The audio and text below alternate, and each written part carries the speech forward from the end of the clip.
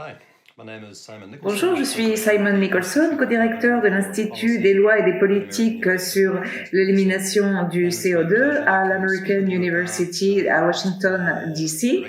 Je suis très heureux de pouvoir parler du captage direct du carbone de l'air et du stockage que l'on appelle DAX en anglais, et je remercie C2G de me donner cette occasion de parler de thèmes de gouvernance qui s'y rapportent. D'abord, je voudrais dire que vous savez peut-être, si vous vous intéressez à l'élimination du CO2, à savoir que ceci va être un élément très important dans notre lutte climatique, de notre réponse climatique à l'avenir. Mais le plus important reste de réduire les émissions, c'est-à-dire d'éviter leur émission et dans l'atmosphère. Et également, l'adaptation est importante aux possibles effets négatifs qui existent et qui existeront en raison du changement climatique. Mais il est de plus en plus clair, et les études scientifiques vont dans ce sens, qu'il va être important d'éliminer de grandes quantités de CO2 de l'atmosphère pour éviter les conséquences les plus nocives du changement climatique. Et la gouvernance doit fixer la façon de cela doit être fait, comment ces technologies doivent être mises en œuvre. Car éliminer du CO2 de l'atmosphère est important, mais ça ne signifie pas que l'on peut utiliser tout type de technologie. Elles ne sont pas toutes égales. La gouvernance doit conduire et gérer ces technologies en misant sur celles qui sont positives et en éliminant les effets négatifs.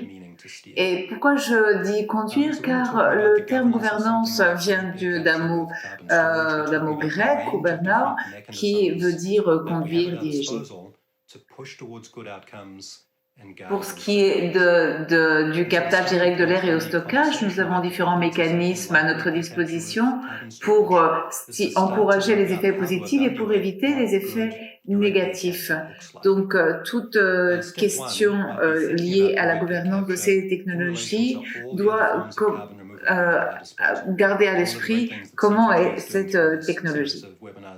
Il faut que nous comparions la capture directe de l'air avec d'autres solutions que nous avons pour éliminer le CO2 qui ont fait l'objet d'autres présentations dans cette série d'activités. Il y a un article de David Murrow de l'American University et d'autres collègues où sont représentées les différentes options que nous avons à notre disposition. La capture directe de l'air suppose une niche importante car elle a une capacité potentielle énorme pour éliminer du CO2 de l'atmosphère, et si donc on peut également stocker dans des puits géologiques à long terme pour réduire la concentration de gaz à effet de serre dans l'air. Et il faut voir que dans certaines situations, le captage direct de l'air n'est pas systématiquement la meilleure option, donc il faut envisager les autres alternatives. En outre, le captage direct de l'air n'est pas seulement une technologie, car il y a des formes différentes d'y arriver, de le faire. Et donc, on peut capter directement de l'air dans l'air avec stockage dans différents endroits qui ont chacun leurs avantages et leurs inconvénients. C'est pourquoi il faut vraiment analyser minutieusement comment fonctionne cette technologie. D'un côté, il y a le captage direct de l'air à travers des procédés chimiques en séparant le CO2 à travers des membranes. Il faut prendre en compte quelle est l'énergie qu'on va utiliser pour ces installations, comment on va transporter le carbone vers les endroits de stockage. Est-ce que par exemple il va y avoir des pipelines ou d'autres méthodes? C'est-à-dire qu'il y a différents éléments qui forment cette technologie de captage direct de l'air et il faut bien comprendre chacun de ces éléments. Autrement dit, les différentes alternatives d'élimination du CO2 ne sont pas les mêmes Et donc, chacune doit être examinée de près et donc décomposée pour que l'on puisse comprendre exactement comment elle fonctionne afin de pouvoir miser pour les effets les plus positifs et de réduire au maximum les conséquences négatives. Quand on envisage la gouvernance du captage direct du carbone de l'air, on pense à des éléments normatifs qui pourraient poser des sortes d'entraves à ces technologies. Mais il est clair que si le captage direct de l'air n'est pas fait de façon adéquate, elle peut entraîner des conséquences négatives, mais il est également certain que ces conséquences négatives ne vont apparaître que si cette technologie est appliquée à grande échelle, et la gouvernance doit protéger la population contre les possibles effets négatifs. Il faut que nous utilisions les mécanismes dont nous disposons pour générer un environnement qui soit propice au développement de ces technologies et pour stocker le carbone de façon adéquate. Quels sont ces mécanismes? Bien, il y a de l'argent, l'action des activités des scientifiques et des experts qui doivent, dont le travail doit nous montrer ce que l'on peut faire, et il faut donc un environnement adéquat pour concevoir l'architecture de gouvernance la plus appropriée au fil du temps. Et par ailleurs, la gouvernance n'est pas simplement ce que font les gouvernements. Et ce n'est pas simplement de promulguer des lois ou de fixer des normes au niveau national, international, avec différents accords ou institutions, mais il y a différentes formes de gouvernance. Par exemple, on peut récolter des idées sur la manière sur les différentes réponses face à la menace climatique, quelles sont les opportunités que présentent, les difficultés qui y sont liées, afin que les gens soient conscients que l'élimination du CO2 est un élément fondamental dans ces options de réponse au climat. Et la formation dont nous allons disposer va déterminer notre comportement et les résultats en termes de gouvernance. Le captage direct de l'air fonctionne à l'échelle planétaire car contribue à aborder un problème planétaire qui est le changement climatique, et donc il faut une coordination internationale. Ceci dit, la plus grande partie des installations vont fonctionner dans une juridiction concrète, c'est-à-dire dans des pays concrets. Et donc, une grande partie des normatives et du contrôle vont s'exercer au niveau national, aux différents niveaux nationaux. Je parlerai après de ces éléments qui sont liés à la gouvernance nationale et avec la coordination internationale. Donc, que signifie un environnement propice? Eh bien, il faut bien le faire, et pour ceci, il faut de la transparence. C'est-à-dire qu'il faut être transparent sur le développement de ces technologies qui peuvent être utilisées pour capter directement du carbone dans l'air et le stocker. Et ceci se heurte à la façon dont les entreprises développent leurs technologies, car les entreprises, en général, veulent maintenir le secret de la technologie qu'elles développent, car elles espèrent obtenir une rentabilité des investissements qu'elles font en recherche et développement. Mais le captage direct de l'air, qui, dans le cadre de l'élimination du CO2, est une technologie qui répond à une menace publique, c'est-à-dire qu'on peut considérer comme un bien public. Donc le CO2 est la menace et le captage direct de l'air est le bien commun. Et pour ceci, il faut bien comprendre comment répondre aux risques entraînés par le changement climatique, d'où l'importance de la transparence de toute structure de gouvernance. Pour rentrer plus en détail, on peut dire qu'il y a beaucoup d'attention qui est portée, par exemple, à des trajectoires de développement de ces technologies, par exemple à travers des incitations fiscales ou de mécanismes qui fixent des prix au CO2, de marché du carbone.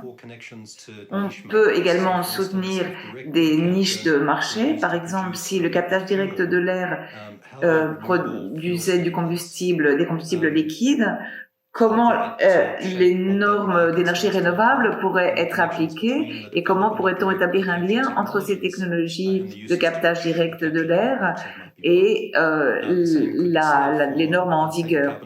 Et c'est également le cas avec le CO2 capté directement de l'air qui pourrait être utilisé pour des matériaux de construction. Ce sont des exemples de niches de marché qui pourraient être développées pour créer plus de capacités de captage direct de l'air. Par ailleurs, les gouvernements peuvent apporter un soutien direct à la recherche et au développement, et d'ailleurs ceci se fait d'ores et déjà. Donc, sur cette liste que vous voyez sur la diapositive, on voit par exemple des incitations fiscales, des marchés du carbone, et tout ceci va impliquer de grandes sommes d'argent. Et donc, s'il y a de grandes sommes d'argent en jeu, eh bien, il va y avoir des éléments politiques dont il va falloir tenir compte.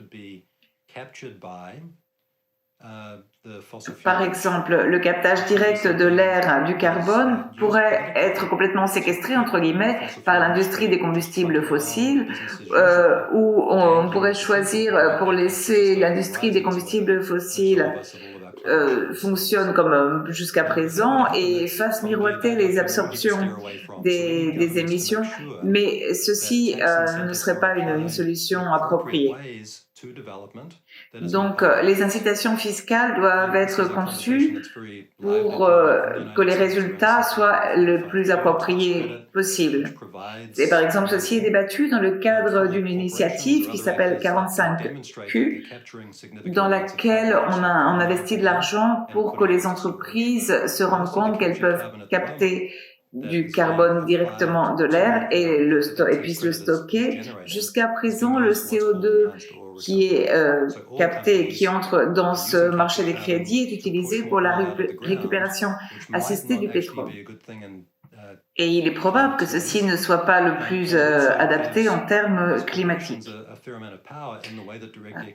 Qui plus est, cette conception d'incitation donne beaucoup de marge de manœuvre aux entreprises pour pouvoir concevoir les mécanismes de captage de carbone. Bien entendu, donc nous avons en tête les questions qui sont liées au captage direct de carbone, mais il faut également se pencher sur la question du stockage. Jusqu'à présent, on n'a pas autant parlé de stockage que de captage. Donc il y a bien sûr des questions et des problèmes qui sont liés à cette injection de carbone dans le sol, dans la terre. Et différents chercheurs indiquent qu'il y a des normes dans différentes juridictions pour protéger des conséquences négatives que ces puits de carbone pourraient poser. Par exemple, ils pourraient s'incendier et donc générer davantage de contamination. Mais il n'existe pas de gouvernance totalement appropriée pour le stockage du carbone. Il faut travailler dans ce sens et pour établir des systèmes de suivi à long terme pour travailler de manière coordonnée entre différents pays afin que le captage du carbone soit bien sûr, et le stockage soit durable. Donc, pour le moment, nous sommes pratiquement dans le Far West dans le domaine. Il y a différentes parties prenantes et entreprises qui envisagent et qui proposent, dans leurs propositions. Mais toutes ces personnes et entreprises doivent rendre des comptes de leurs promesses réalisées et pas seulement profiter de cette opportunité pour gagner de l'argent. Je peux encore parler de besoins très importants et ensuite j'exposerai des principes qui me semblent très importants, les plus importants.